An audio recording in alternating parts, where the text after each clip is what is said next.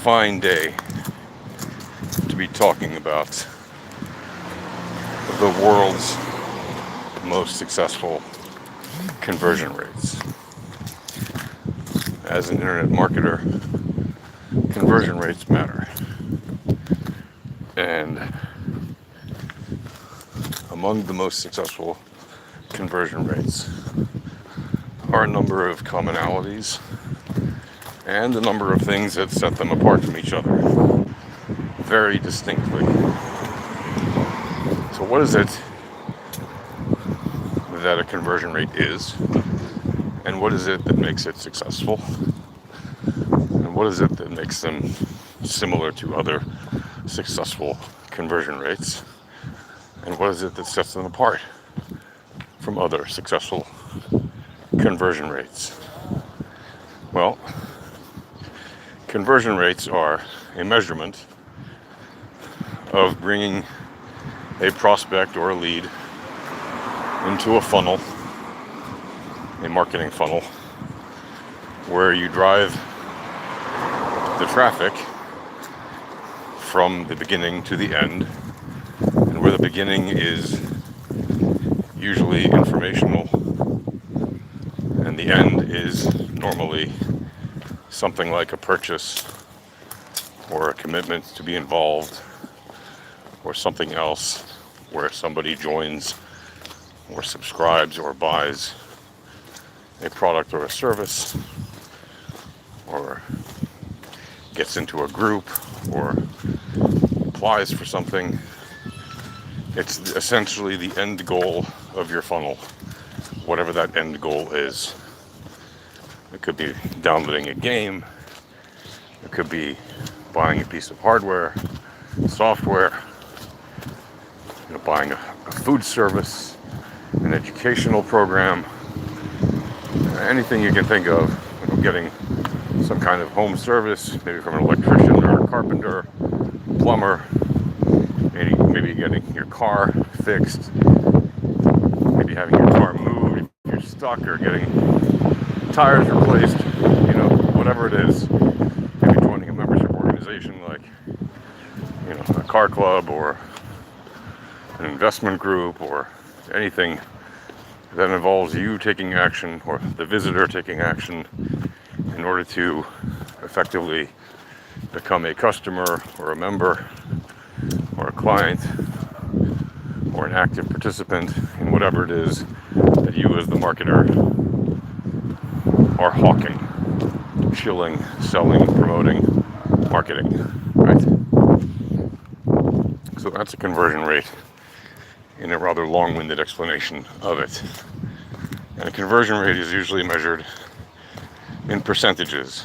So you have conversion rate from the initial lead to the customer. You have the conversion rate from when that lead, or from the prospect to the customer. You have a conversion rate from when, they're at every stage of the funnel, become a customer, and so on, until you get to the very final conversion rate of the step before the payment, which is usually the checkout page of your conversion funnel, to the point where they actually click pay and the payment goes through. And of course there's all kinds of obstacles in the way. Like at the last step the payment could fail, or they just might decide not to buy for some reason, and then the step before that they might decide they want to change their order, and then they forget because they get busy, distracted, etc. So you have abandoned carts, essentially, abandoned baskets full of goods that never get purchased. And before that, you have people who are, they get to the last informational page before they make their decisions, and for whatever reason they decide, or they get distracted, or they decide to leave the page, or life takes them elsewhere. They decide to try a different product from someone else. It could be any of those reasons and more, but those are among the most common reasons that people do not make purchases. It could be the page after the initial information that they receive. If that's before your checkout page, if there's like an interstitial page, it could be the initial page that they see, or a message, or it doesn't have to be a web page. Obviously, it can be via email, it can be via SMS, WhatsApp messages, anything like that. Social media, because you can drive prospects to conversions of sales. We'll just call them sales for practicality purposes. On any media outlet channel, on any media platform, right? You don't necessarily have to have a website of your own. You could be using someone else's platform.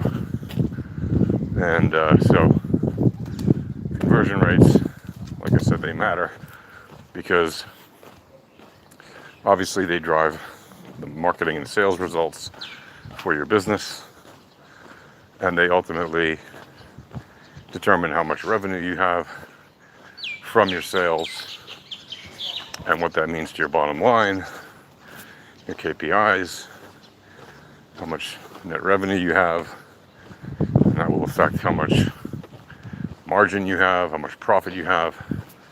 It'll affect how much you can afford for your budget, etc., right? No sales, no business.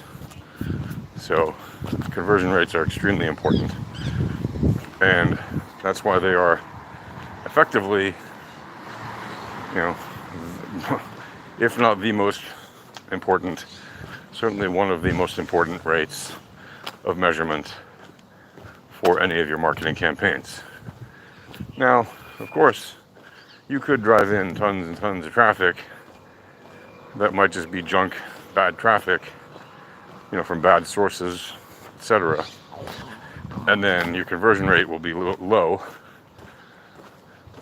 It may be nothing, right? But even if it's low, depending on how much junk you send out and how many people you reach, you could have still, enough revenues from sales, even with a very low, terrible conversion rate, that you could sustain your business, depending on your model.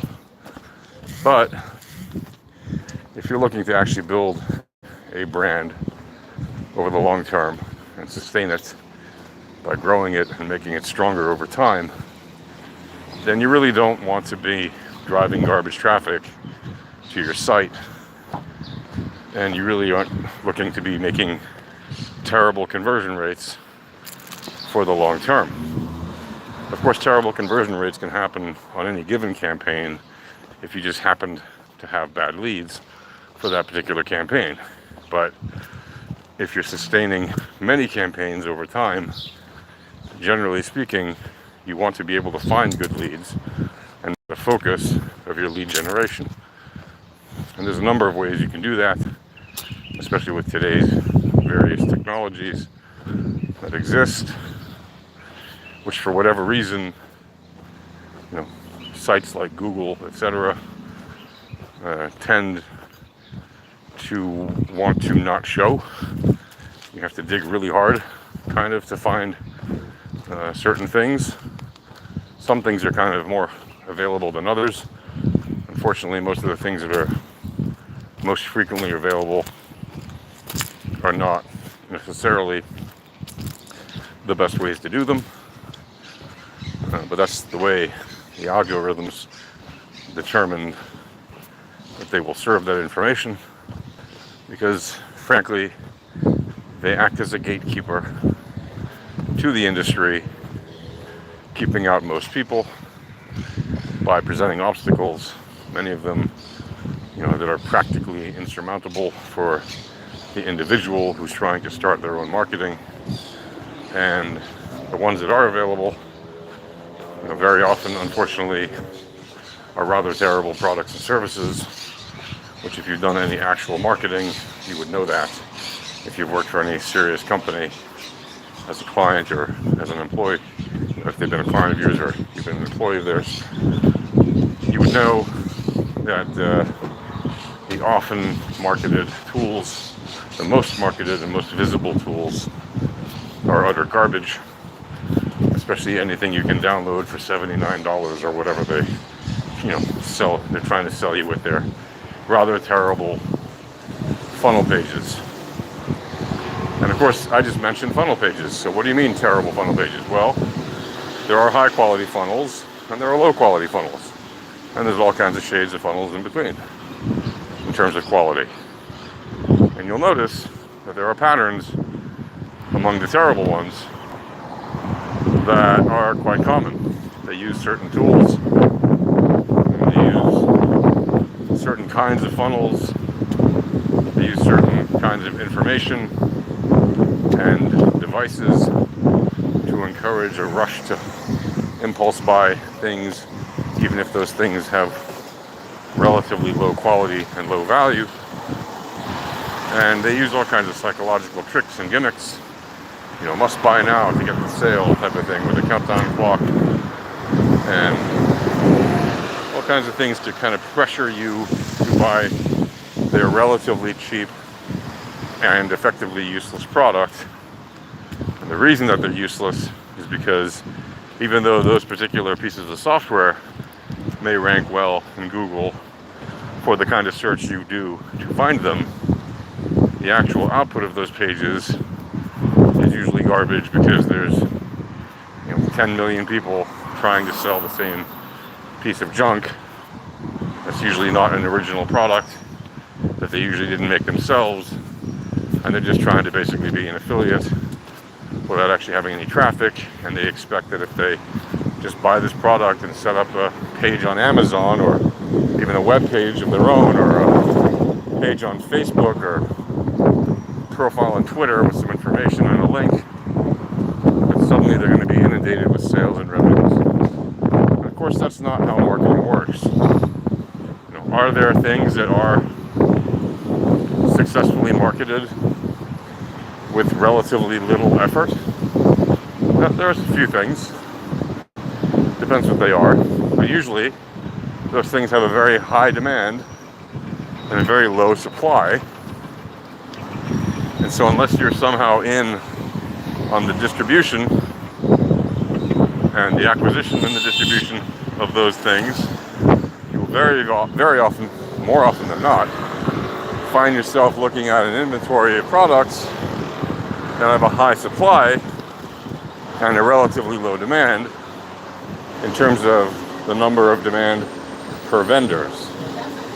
Even if 10 million people today want to buy, whatever, Soapies, right? I just made a product name. I don't know if that really exists or not. It does. Oops. Well, Soapies or widgets or whatever. If there's 100 million websites selling Soapies, how many of those 10 million can be sold by any of the 100 million on average? You do the math, it's about 0.1. And obviously, the bulk of them will be made on the most popular sites, leaving the rest with literally nothing. So, and when you're already at that kind of ratio, that's very bad. And it doesn't have to be 10 million to 100 million, it could be 10,000 to 100,000, right? It could be 50,000 to 100,000. You're still going to have less than one sale per site on average. And that's not a good model if you're trying to build a business you can sustain and actually earn real revenues from. So the thing to do to get high conversion rates is to actually sell products or services that people actually want. How do you do that? And this is the part where usually you'll find most videos that talk about this sort of thing give you a big bunch of nonsense, and then they'll promote some product that they happen to be shilling, and they'll tell you how great it is, and maybe even the greatest thing since sliced bread, and they'll be generally vague about certain important details, and they'll leave you wondering if you should buy their bread slicer or their tomato twaddler, and you'll end up basically going down another copycat rabbit hole with useless information, nothing actionable, and you'll end up wasting time and money. And if you're a marketer for an existing company that has a product of your own or a service that you're marketing, congratulations, you have something worth marketing if it's a good product or service. If you don't have your own company and you're just a self-starter, independent marketer looking for some wares to hawk, right? What you need to do is actually a lot of research. And as a marketer, you should know that do your own research doesn't just mean look at the first results in Google and decide, oh, that's what they mean by do your own research. No. Yeah, you'll find information on the first page of a Google search, but you're not going to find all the information you need on that page usually. And even if you do, you're not going to find a silver bullet answer wrapped up and easy to take on the first page of links that you look at and on the first search that you look at. You need to spend a lot of time, maybe even in different search engines and different kinds of websites and in other ways of searching. Maybe you need to go to a library. I know, shocking, right? And actually read, I don't know, a book or many books about what are the kinds of products that actually sell, what are the kind of services that actually sell. It's not something that you can just say, oh, I saw this video and now I know what products I'm going to sell because they made a top 10 list and they said that setting up a business like mailboxes, etc., is a piece of cake, and I can do that and sell local SEO services in an automated fashion, or I can set up this business to make websites for summer camps and just have a seasonally based business that's automated, and have another business for car repair or tire replacement, and just call up all the local tire replacement companies and basically be an affiliate of each of theirs, and my business is automated. Listen, while you might be able to do some of those things, or maybe even all of them, the fact is there are barriers to entry to all of these things. The first one being time, right? You only have so many hours in a day, 24, just like the rest of us. The next is resources. If you're an independent marketer and you're not, built out with a team of marketers and other staff that need to do certain things to help you grow your business, like sales, etc., logistics, HR, financial stuff, management, what have you, then it's going to be everything is on your shoulders. And that means that you need to spend a lot of time and a lot of resources, which is human resources, capital resources, other material resources, you name it, doing certain things in order to become a marketer of any particular product, especially if it's one that's not yours. Like if you're calling a bunch of car mechanics and saying, hey, I'll drive sales to you, you need to sell them on the idea that you'll drive sales to them. Some will already have automated affiliate programs that you can sign up. Great, wonderful. But now you still have to join their program, which takes time. Sometimes they have a review process. Sometimes they have a minimum threshold of traffic you need to bring. Sometimes they'll want to interview you after the application to make sure you're a good fit. You need to have the right websites to bring people in. So whether that's a landing page or a social page or whatever, an email campaign or an SMS or a WhatsApp campaign system, you need to have all the necessary mechanics in place. By that I mean the software mechanical functions, not just the mechanics who are fixing cars that you're trying to sell to as an affiliate, but you need those too. So the point is, whatever it is that you're trying to sell or to market and establish good conversion rates, you need to have all these things in place. And once you do that, then you need to start the work.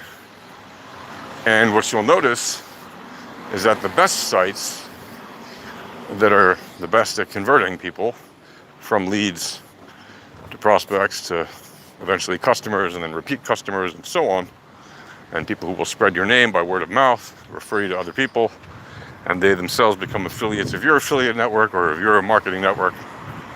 They all have certain commonalities, and one of them is that mechanically they perform extremely well.